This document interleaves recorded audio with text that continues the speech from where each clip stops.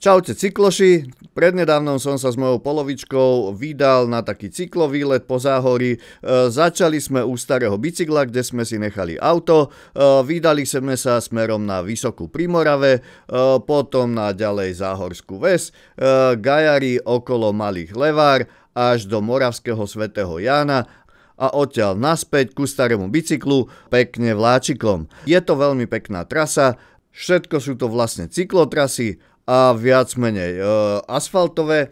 Všade je tam krásna príroda a ak ste zvedaví, čo sme tam zažili, tak sledujte toto video. Prvý úsek trasy viedol cez záplavové územie Moravy. Tým, že je tu rovina, bolo to otvorené, tak tu dosť fúkalo. Ešte šťastie, že manželka jazdí na električke, takže mi trošku rozrážala vzduch. Ak sa vám zdá, že zvuk je nesynchrónny, tak máte pravdu, pretože na kamere som zvuk nemal, lebo ja chytrák som si zakrýval palcom mikrofón, takže všetko musím viac menej komentovať off record. A toto je už Vysoká pri Morave, prvé miesto, kde sa dá zastaviť v bufete na nejaké občerstvenie. Doporučujem využiť to, lebo po ceste už toho veľa nebude.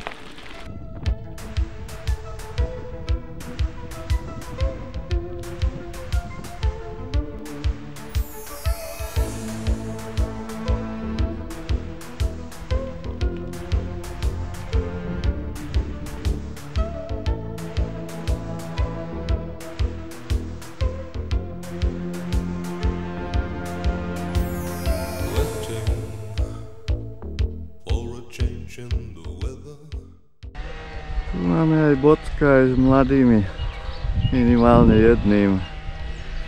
Jedna hlava tam trčí malinká.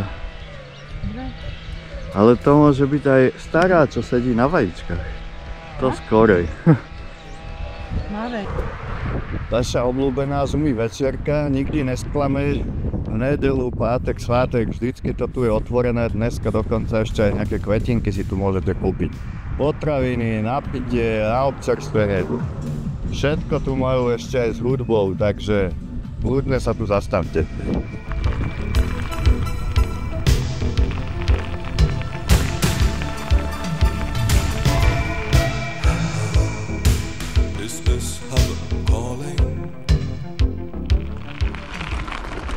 No a toto sme v Suchohrade.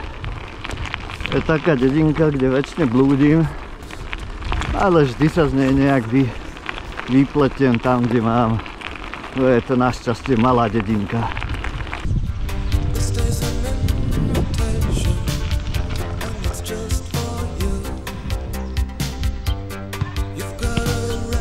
Tak tam dolu je vraj odpočívadlo pre cyklistov. Ale my ideme ďalej, už sme odpočívali.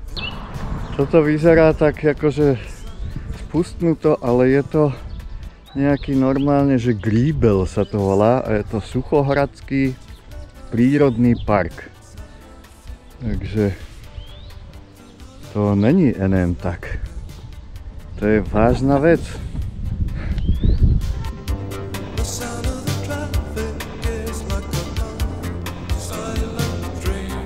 To úsekol sme išli minulý rok. Tuším, tu aj fúkalo pekne, že? Sa mi zdá. Aj to fúka. A ešte bolo na slnku 35 a tu bolo asi 40. No sme mysleli, že skapujeme, než dojdeme nakoniec. Jako toto je fakt úsek v lete. Tu je peklo. A dneska fantastika. Takže ideme dál.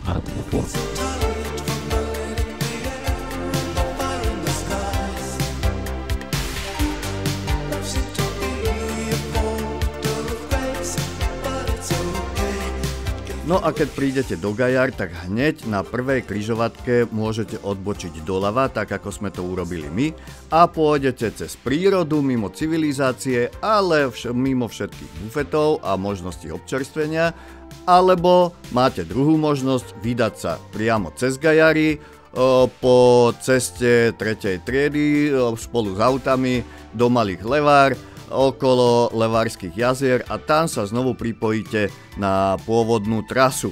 Ak toto je ale že diaľnič, to bolo opustených Ewingových vrchov, ale úplná paráda.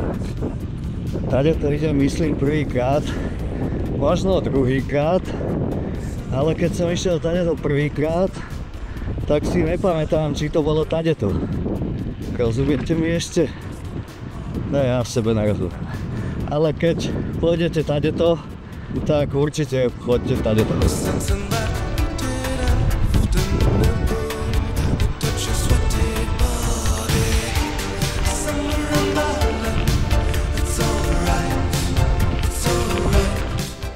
Ale tu sme cez Rudavu. Takže hentá strúha, čo tam je, tak to je rieka. To není potok, to je Rudava. Ale je to tu pekné. No tak toto je zaujímavé.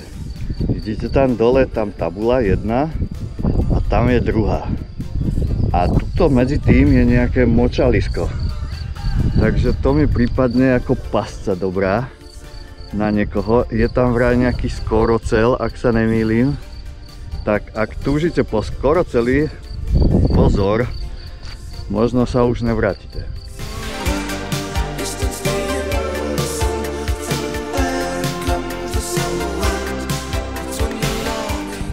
Takže malé lúky. Toto je vojenské opevnenie. To je asi tamto.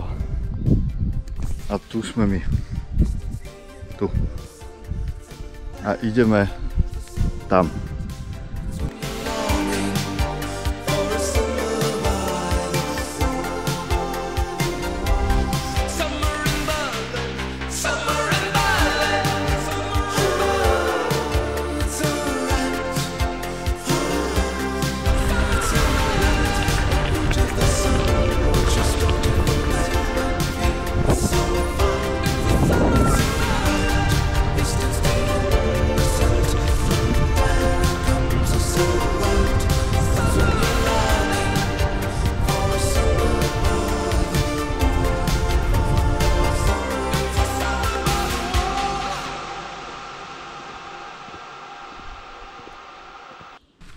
Tak sme sa dostali na stanicu v Moravskom Svetom Jáne.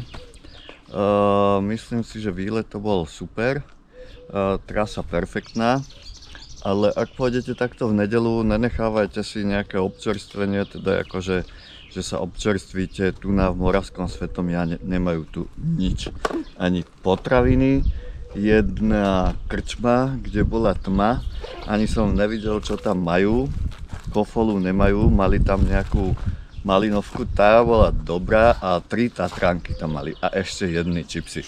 Ale tie už tam budúci týždeň asi nebudú. Takže pozor na to. Ale inak si myslím, že trasa úplne super, počasie nám vyšlo super.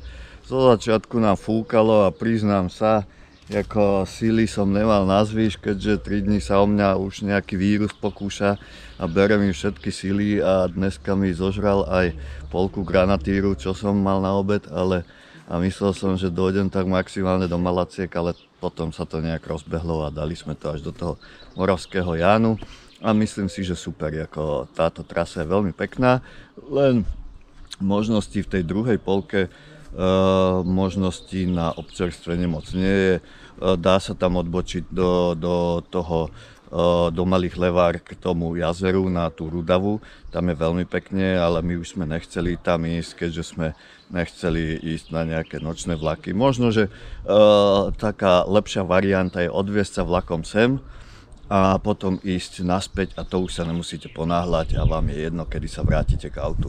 Čiže ak sa vám táto trasa páčila, určite vyskúšajte. Nám sa páčila veľmi. Super bolo, dobrá trasa. Tak zatím, čaute s koksom.